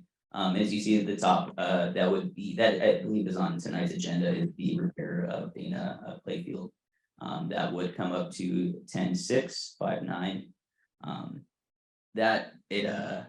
So they're gonna go ahead and laser grade the field, replace the existing anchor systems for the bases into a safer breakaway base, and that is gonna be for the younger level and the older level as well. So we're gonna do a couple sets at the softball field and as well as the baseball side. They will be resodding the infield, recompacting and shaping the baseball diamond and the pitcher's mound. As you see right there, that is one of the dollar amounts that were provided to us for the planners at Dana. I also was able to get that same contractor because nailing down the contractor is going to give you a number. It's a task in itself right now. But I dragged him over to ANZA and had him give me a quote for the quad area, on the blacktop where the two large trees are, and then the back strip of trees for turf right there as well. So that's close to $40,000. And I know in my previous presentation, I had mentioned the VersaCourt systems. That is the rubber tile for the basketball and the little pickleball court beside the blacktop at 138th.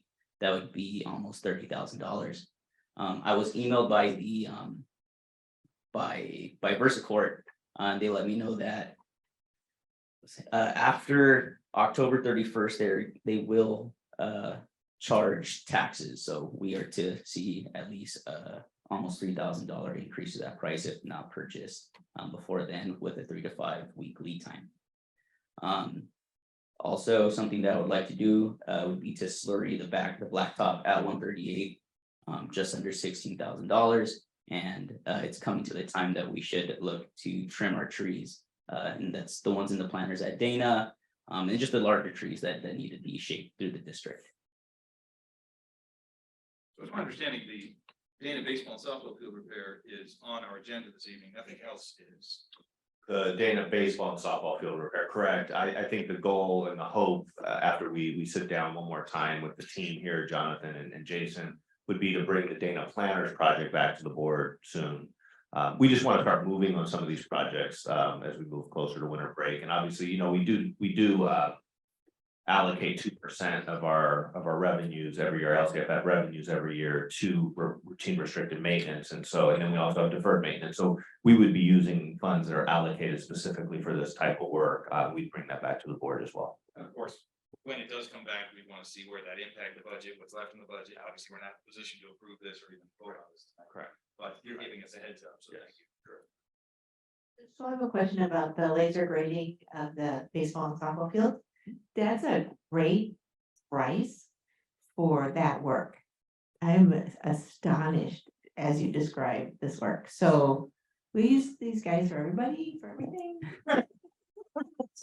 So that guy in particular, he's a one-man wrecking crew, so he doesn't have all the overhead of having to pay those DIR prices to employees. So that's where a lot of that fun. So laser grading, like, does he have to bring dirt in or take dirt out? I mean, that includes all of that? Yes, he's gonna be doing that himself. Wow. No, Joanne, the hope too is that then Little League, and we did have a conversation with Little League and That'd be my maybe next USA question. softball, which is hopefully they would then bring in the dirt, the actual infield dirt, the clay, brick dirt, you know, the brick dust or whatever it is, the red dirt. So, yeah. Well, thank you very much. Yeah, thank you. Thanks, John. Again, Dr. Aiken. Thank you. All right, let's move to our cabinet and we started and continue on with Mazzarella. Always good to hear from you.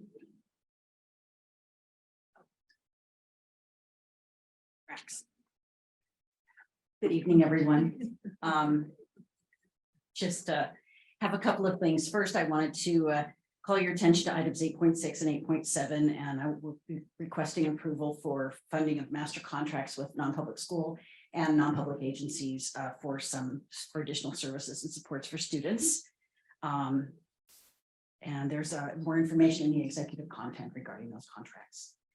The second thing I'd like to talk about is that the district is going to be participating in the naloxone distribution project. So as you know, fentanyl use and is on the rise and a danger to youth and increased risk to schools. And the Department of Healthcare Services, or the State Department of Healthcare Services has a distribution program that we will be participating in. We're in the initial stages of it. And the first step would be the updating our board policy on administering medications on campus, to include the Narcan. So Narcan is the prescription that we would use. It's a nasal administration. And of course, we would train staff and all of those things. But the first step is the board policy, and we're in the process of getting that created so you can review. Who would be authorized to do that? And if I'm ahead of you, I can come back with more information, but I do have some information. The nurse and I are working closely together on that, and Dr. Silvers. And then we would be training people to be able to administer that as voluntary. And it could be anyone at the school sites. Used to the principals. Will it be available in each of the health offices? Yes, there will be at least 4 containers on each site. And we will have them in a secured wall-mounted box that will be much like what we use to store our EpiPens. And the people that have the training will have access to get that open and use that. always appreciative of preemptive efforts. Has this been an issue for us? No, this has not. And I think, did you want to speak more to your concerns? I think we were concerned. It's also, you know, if we've got somebody in the community that's on our campus that needs some assistance, that we can provide that to them. It's not really, we're not, I don't think it's being an elementary district that we are as high risk as maybe a secondary district, but we want to have it available. Yeah, I know a lot of the warnings and advisories came out, particularly for high school age students. Those students that are older, secondary, obviously there's a lot more passing around of things, and you know, you hope not, but there is, you know, the reality is that these things are moving around high schools. And you know, they're tricky because you see they look like candies and they look like, you know, an over-the-counter Tic Tac or something like that. And the reality is that These are street made, a lot of times street made drugs where, 3 grains of fentanyl, 3, sugar grains. I was able to see a special presentation by the Hawthorne Police Department, and they used a sugar packet and they literally siphoned off 3 or 4 granules of sugar on one side, and that's a deadly dose.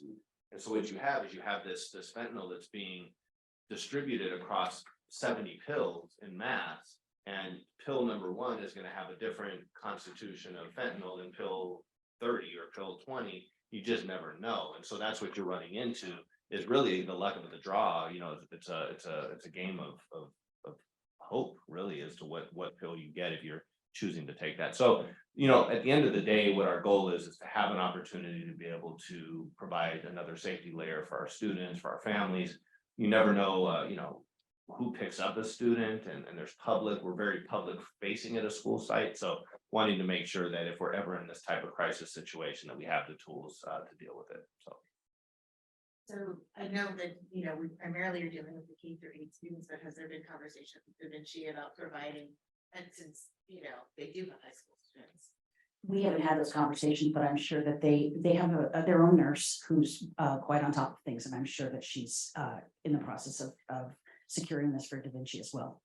So I just request that we have some sort of, communication with them just to Yeah. know Can't hurt to. whether whether it will be available in the 201 building.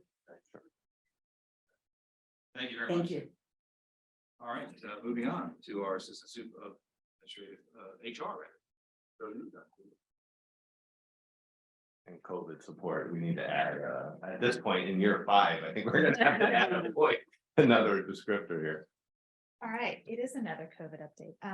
Our numbers are looking good in terms of case rates on our campuses. But more importantly, tomorrow we have another vaccine clinic.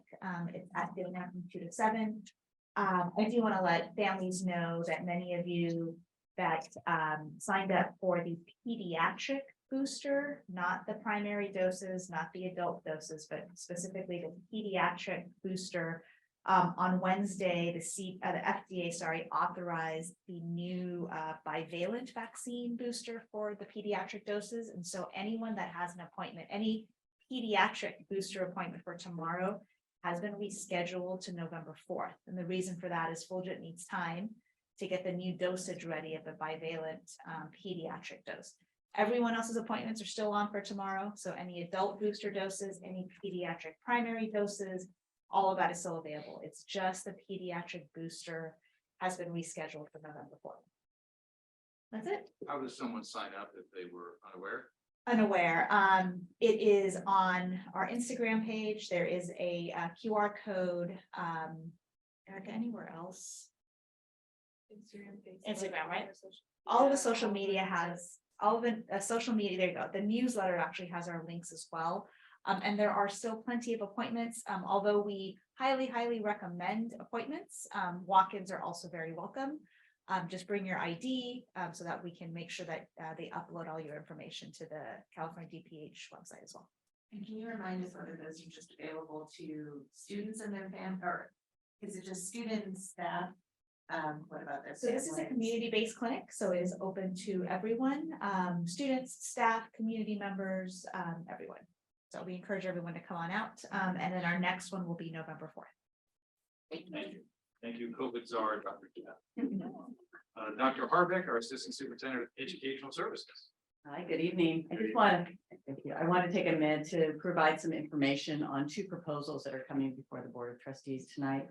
7.13, which is specific to coaching hours, brought to us by Momentum in Teaching, a consulting group to Dana Middle School for their balanced literacy program specific to Reader's Workshop, and 7.14, which is also coaching hours specific to mathematics for TK all the way through 8. And so if you're looking at these proposals, just want to give you a little background. Momentum in Teaching has been around since 2011.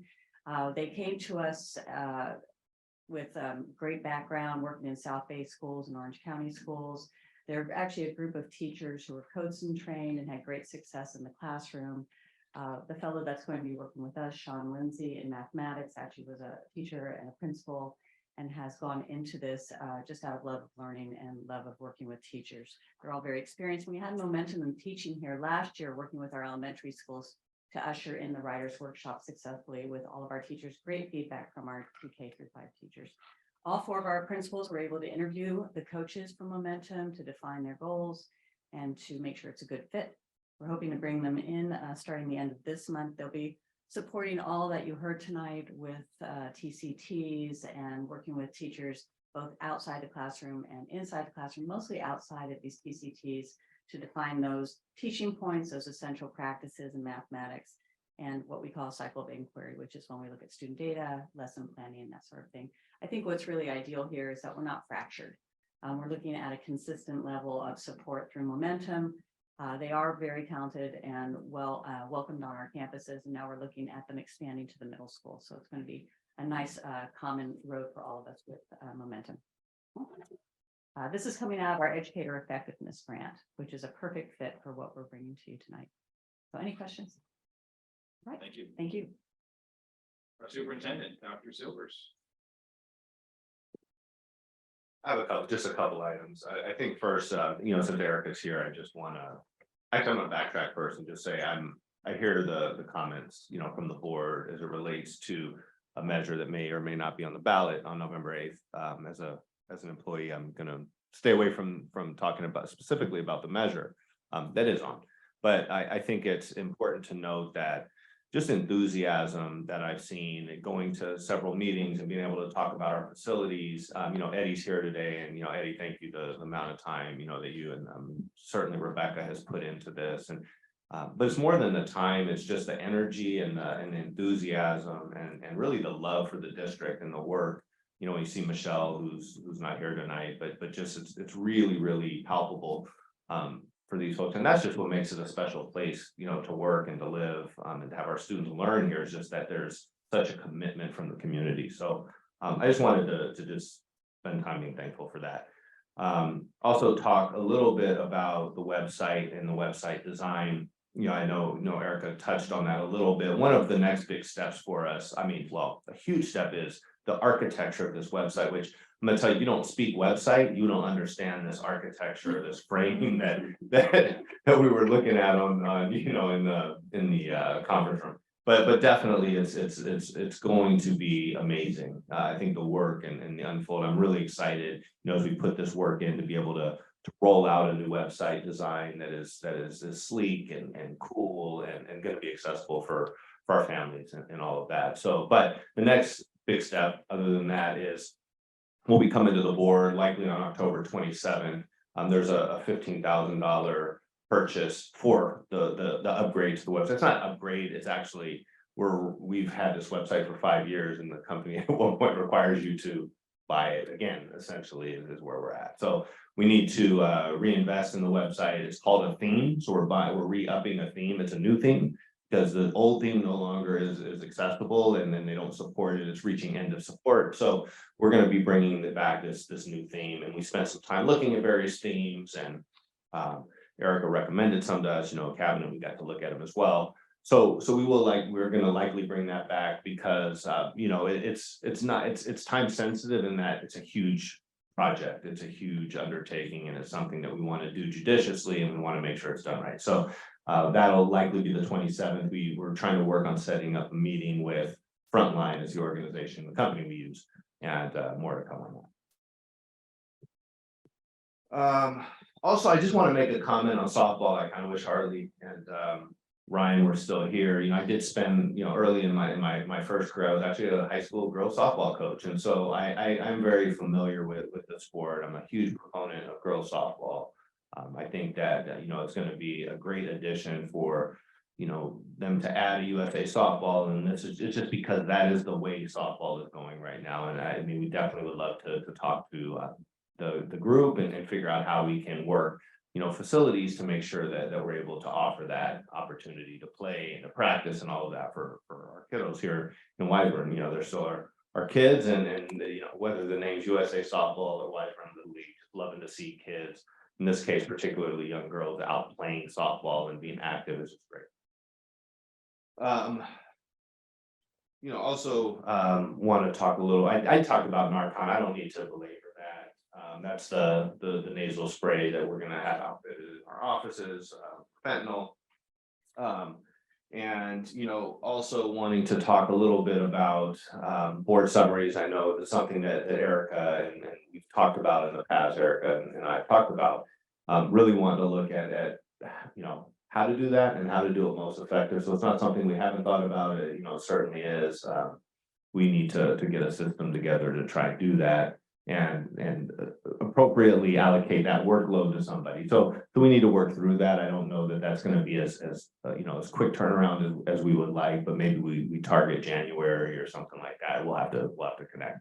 But definitely I know that. I mean, that's prior to the meeting, I mentioned the desire to be a little more detailed in our board minutes. That seems very correlated with that. Maybe the summary is the first part of the minutes or something to that effect. Yeah, sure. And I'm done. That's all I have. Thank you. Thank you, Dr. Silvers. All right, moving to our action agenda. Our first action item is 6.1. This is a slight change to our format to move to a consent format in which we would have some of the more mundane issues provided if one of the board members wishes to, so we would take these all together. So if you look to the next section, the consent section 7, we would take all these together. If one of the board members had a question, one of these, we would pull it. We would then vote on all of the items that we did not pull, and then take each of them individually. So this is a slightly different format that we've had in the past. But first, of course, to adopt this format, we need to adopt this item. So I need a motion on 6.1, please. I'll motion. Thank you. Second. All in favor? Aye. Aye.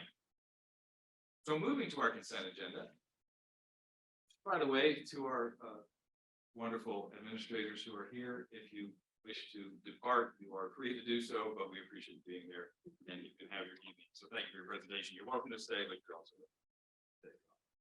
So on the consent agenda, are there any items that the if somebody gives you the rope, man,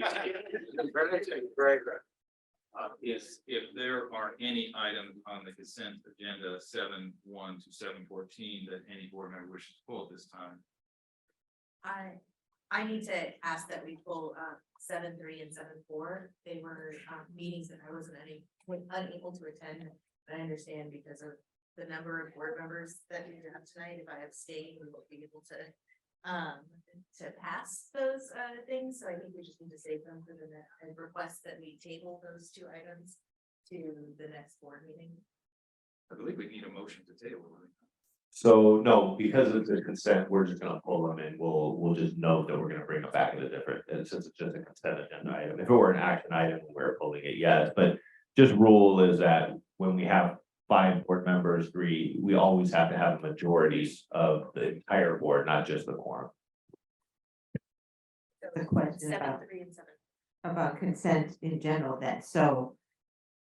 So in general, tonight, since we have 3 out of 5 total board members, we can vote on things and those votes are appropriate. Right, so but we have to have unanimous votes across the board, so if there's any, right, for any abstention or no vote, it would not pass.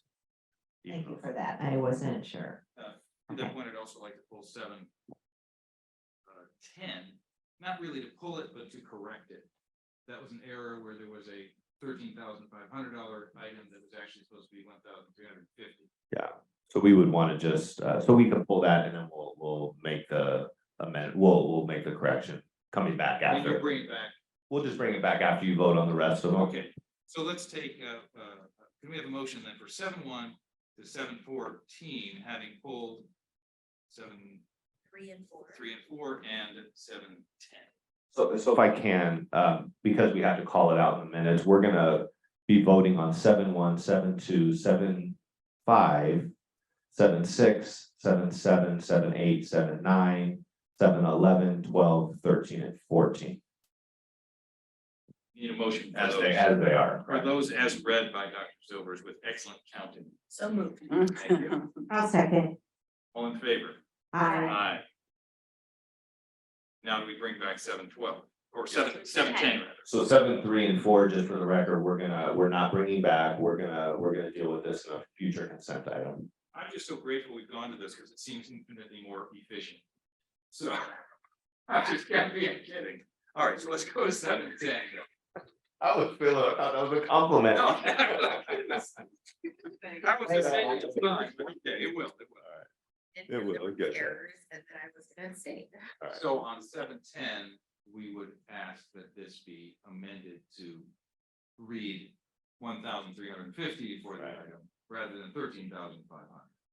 Right, and it's 3 hours per week. With that change, a motion to approve item 7.10 is needed. Okay, I'll motion. Second. All in favor? Aye. Aye. Okay, moving to 8. Action items. Motion for, go for it. So you want a motion for 8-1? Yes, Okay, I'll motion for 8-1. need a second. Second, sorry. Thank you. Any questions on CSEA and Wiseman USC tentative?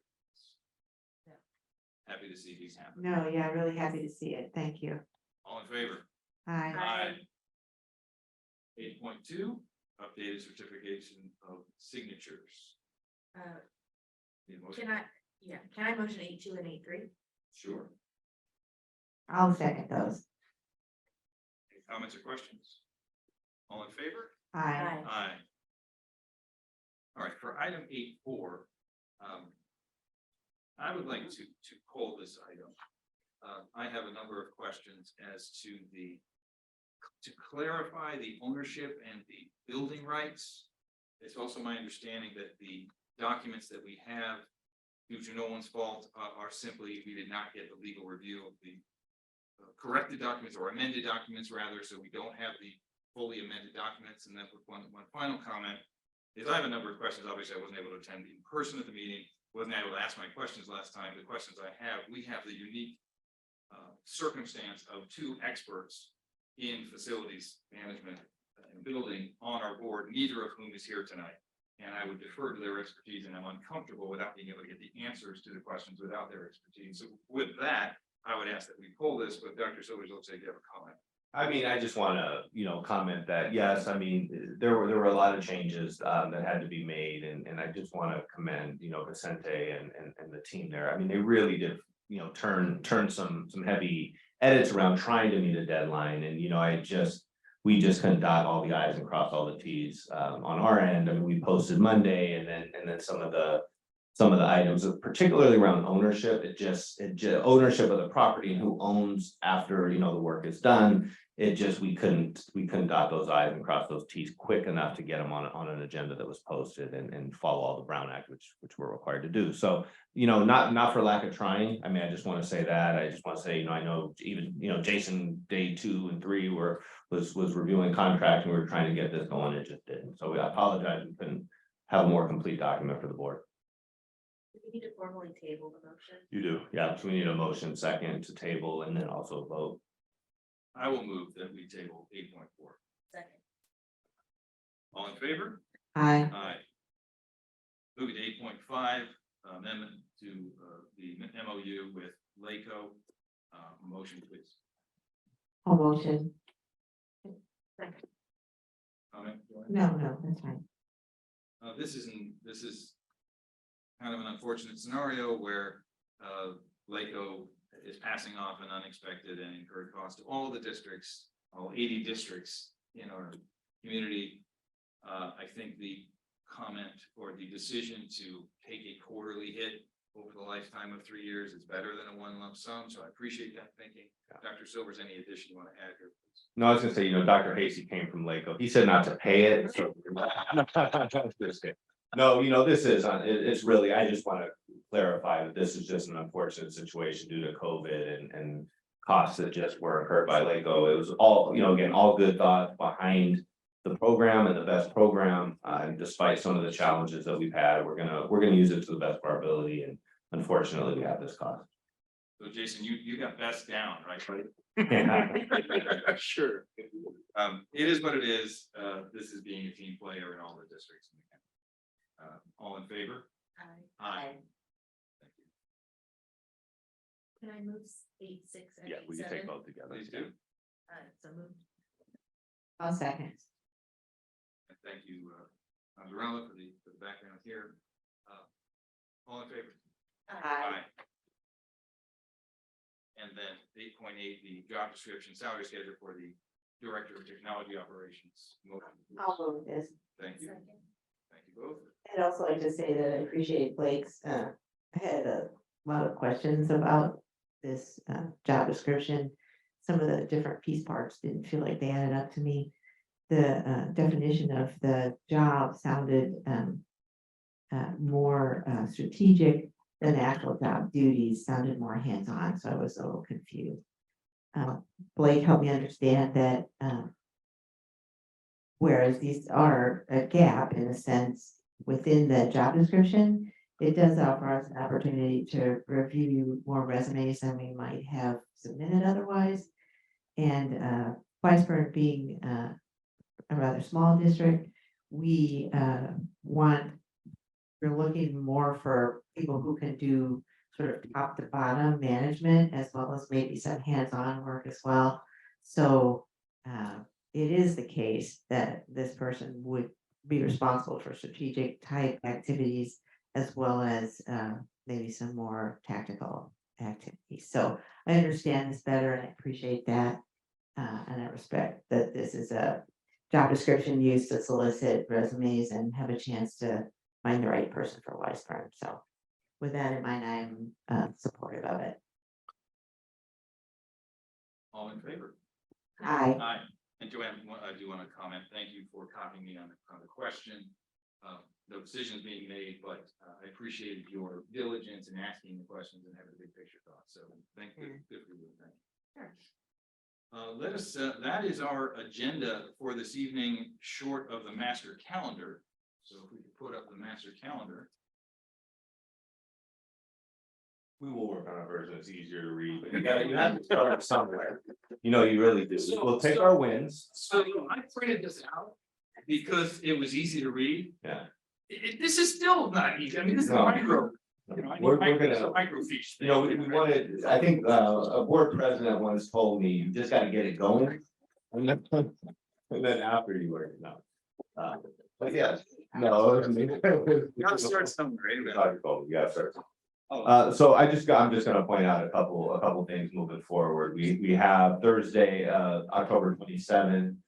We're bringing the middle school presentation, similar to what we saw today with elementary school, wanting to transition over to middle school. So we can see the work that's happening there. We're also going to have a much awaited first round of the STAR assessment achievement data for the year.